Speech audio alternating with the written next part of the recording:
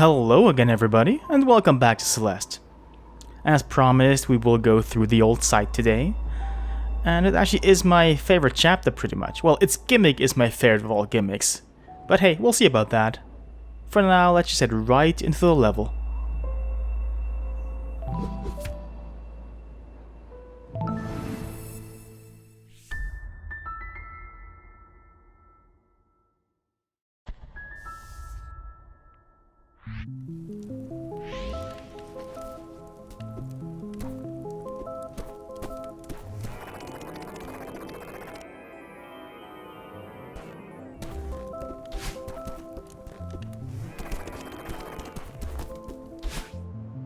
Whoa, what was that? We just dashed twice in the air.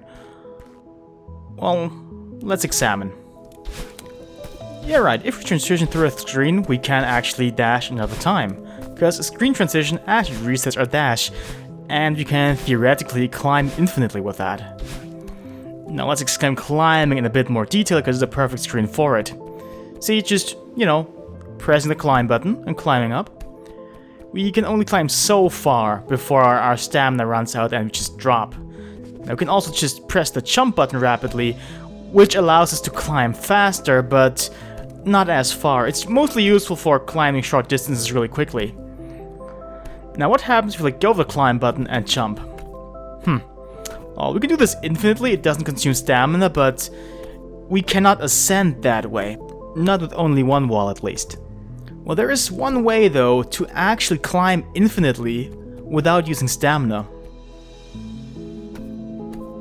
It's called neutral climb. And it's called that because, well, your D-pad or control stick is in the neutral position as you do it.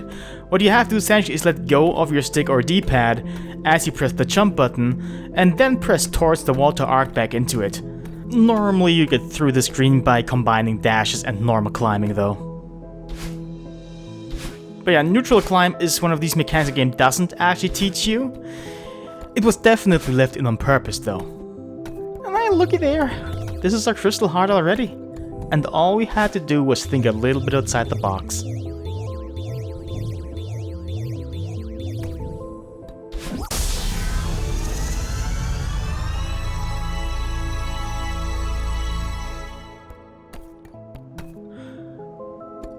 In case you're curious, there actually is a hint on, the crystal heart being up there, but we won't find it until, well, in a while. For now, let's just actually explore this level.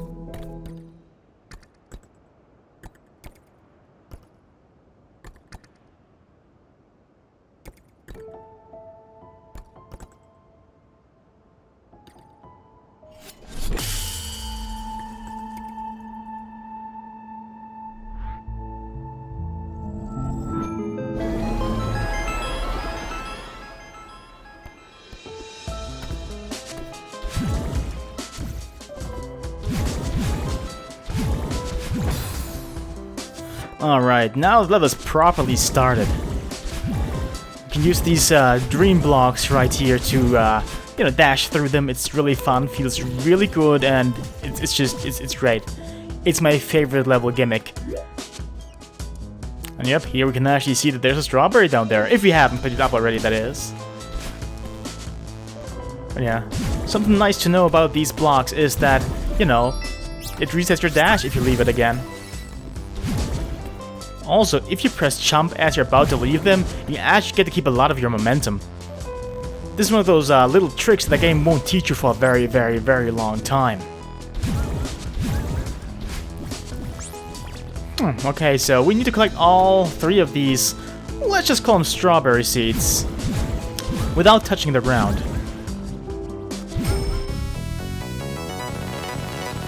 And our reward, of course, is a strawberry.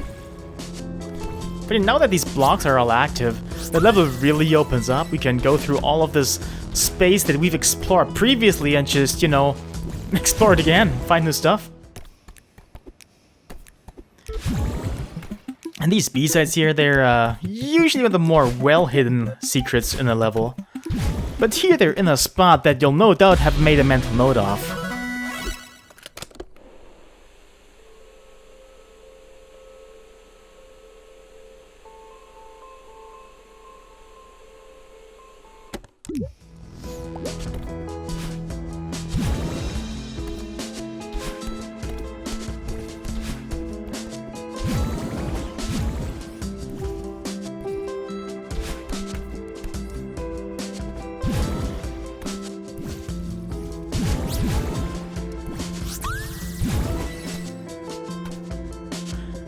Right, here's something the game only does very rarely, and that is to combine 2 level gimmicks.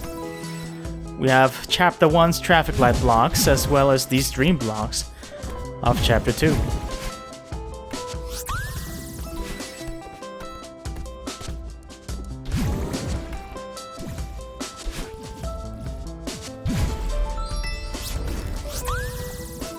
And they really can't say enough how fun it feels just to get through these blocks. It's so satisfying. Even if you're technically not doing anything, really, except dash into them and get a dash that lasts for as long as the block is.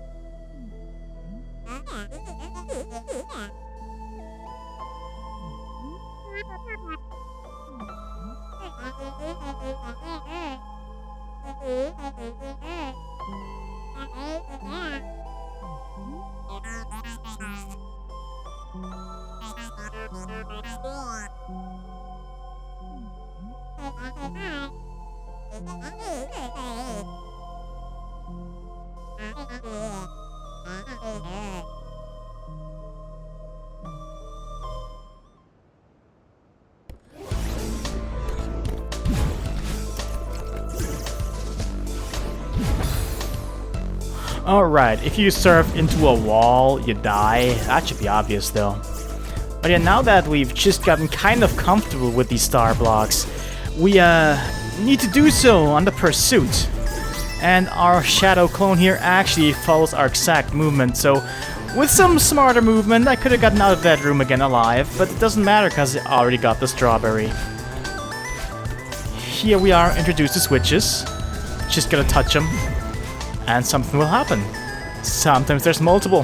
That is just, you know, touch every single one of them in any order that you desire and, you know, something will happen. That something will pretty much always be a block moving out of the way.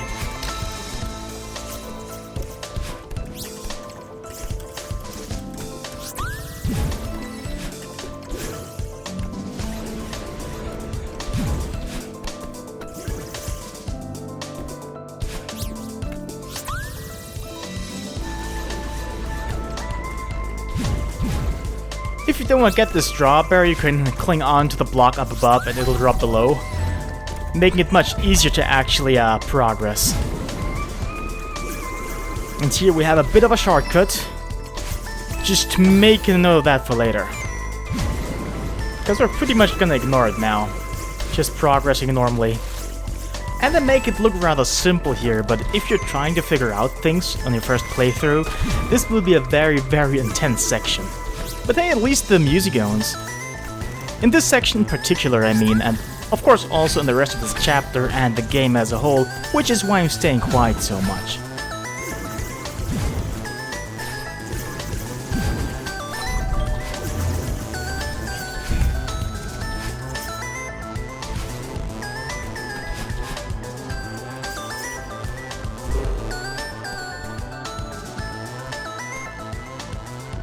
As far as we are aware, our shadow is now off our trail. For now, anyway. What I really like about this section we're in right now, except for the strawberry rooms, is that there's really no risk of death. Except if you dash into a wall. Like, while in one of those dream blocks. But hey, just don't do that, maybe. And I didn't point out previously, but spikes only really hurt you if you drop into them from the direction they're pointing towards. So, you know, going through these dream blocks and entering spikes from the other side is perfectly safe.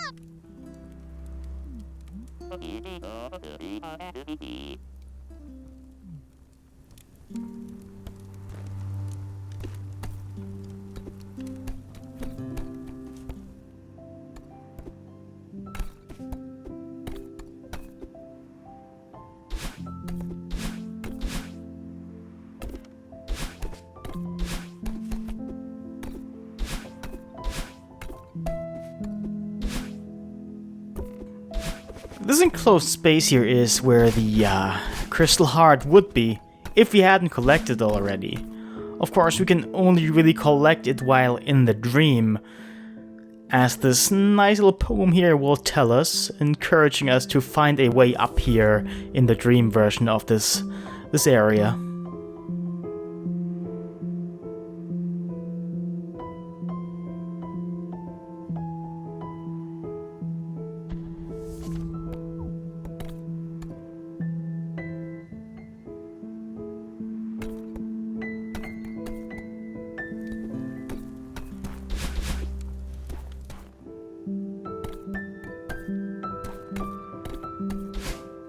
Sadly, we cannot explore the lower part of these ruins in the waking world. So all that's left to do now is, you know, to head to the end. Back to the phone booth, where we got, well, awoken from our nightmare, so to speak. But oh, what is that? Seems like the challenge is not quite over yet. This is the final strawberry of the level. And of course, it is a winged one.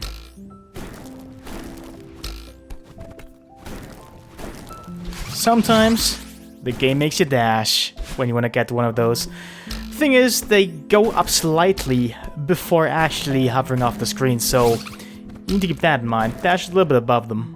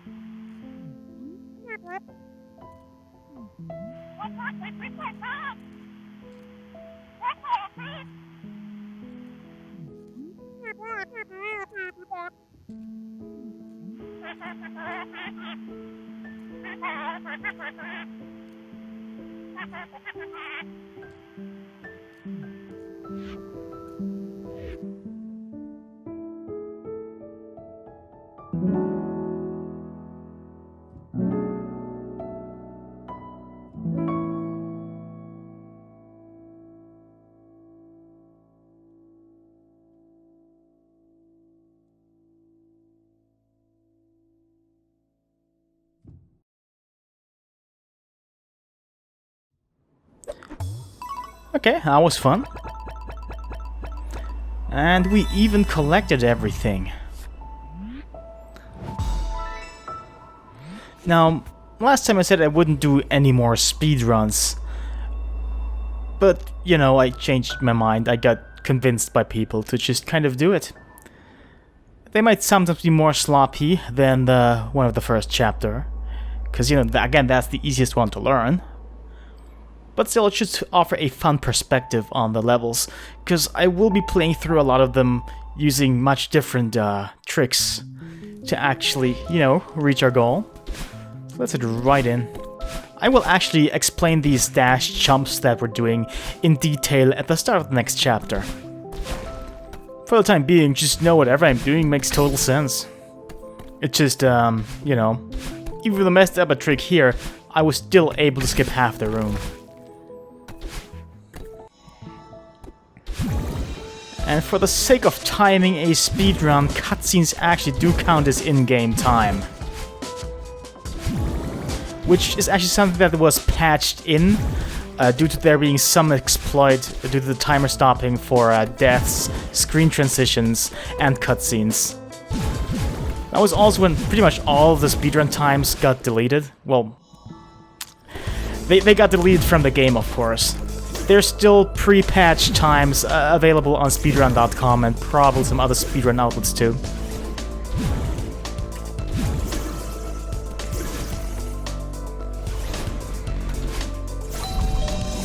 Now, I could probably do a lot of these things quicker, but I'm a bit afraid of my own shadow, I'm afraid. She does move exactly where we've been, so if I move cleverly, I can just, you know, plot out a route that makes it really easy to go really, really fast.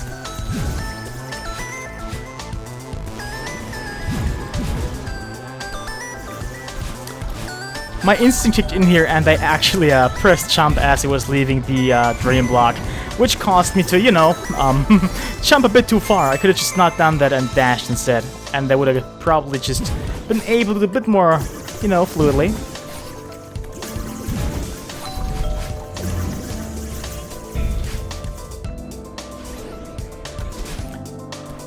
Well, we're already outside of the actually difficult part of the level, and it's not even 2 minutes yet.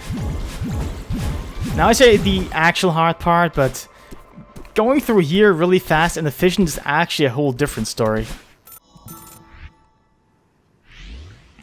I did okay-ish just now, but now you have to go through that part again, only, you know, awake. And, hate to spoil it, I'm not gonna do that well compared to the dream we were just in.